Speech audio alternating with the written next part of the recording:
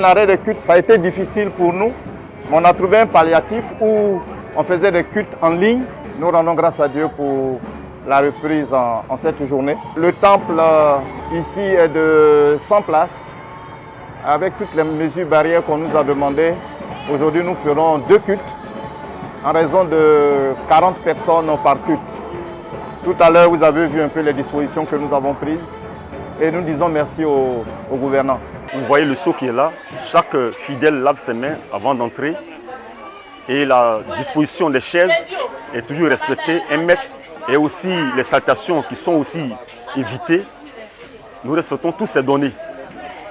Et nous sommes là, nous observons, et par la prière aussi nous observons pour que le Seigneur nous délivre de cette situation. Pendant le confinement, par la grâce de Dieu, nous avons créé des cellules.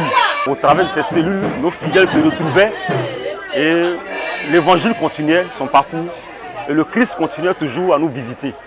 Nous bénissons Dieu, les fidèles ont été vraiment courageux à se retrouver dans les cellules et jusqu'à ce que nous nous retrouvons aujourd'hui. Nous bénissons Dieu pour tous ses bienfaits.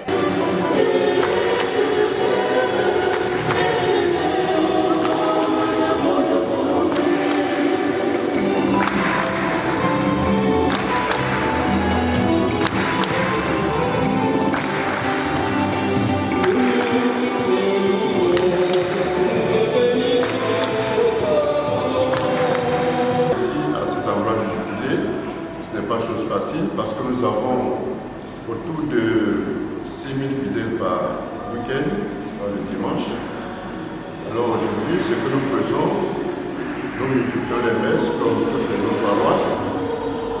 Nous avons une messe à 17h45 et une autre à 19h le samedi soir, la messe dominicale du samedi soir.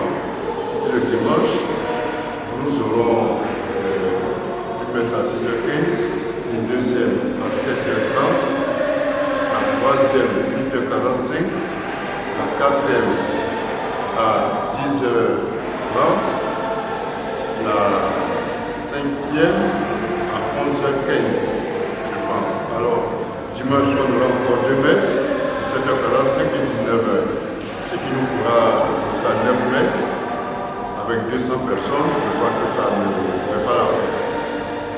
Nous allons nous arranger avec.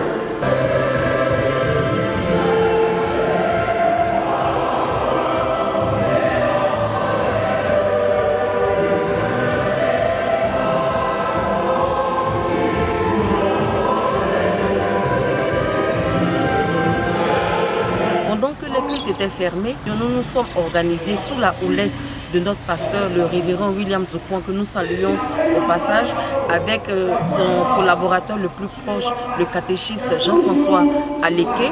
Nous avons pris des mesures pour faire des cultes de manière digitale. Dans chaque famille, il était mis en place un dispositif pour faire le culte familial, mais nous avons voulu, au niveau du canon Cocody Angré, maintenir la flamme allumée en envoyant à ses fidèles au quotidien, chaque matin avant 9h, un verset biblique, une prière et un cantique pour les soutenir, pour dire que l'église certes est fermée, mais l'église est ouverte et qu'en esprit nous étions connectés. Dieu fait toutes choses bonnes en son temps. 17 mai, au niveau de l'église méthodiste, c'est la journée consacrée à la famille.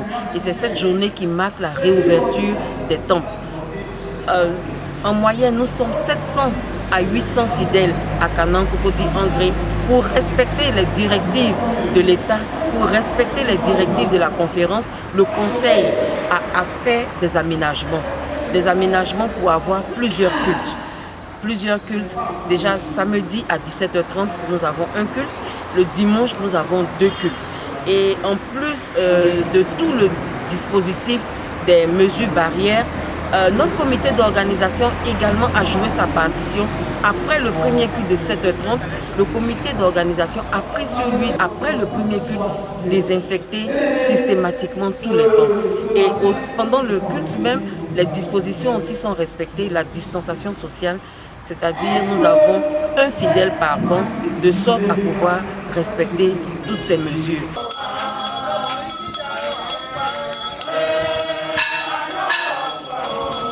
On niveau de notre communauté d'Ima, on faisait comme tout le monde. Chacun restait dans la maison, prier. Pour la grâce de Dieu, l'État a levé les restrictions. Voilà. Donc nous sommes là en ce jour pour célébrer la messe, comme tous nos frères catholiques et évangéliques, mais aussi en respectant effectivement les mesures barrières instaurées par l'État de Côte d'Ivoire, c'est-à-dire le port du cache-nez, les distances de 1 mètre au niveau quand on s'assoit, et bon, sans aussi oublier les gels mains.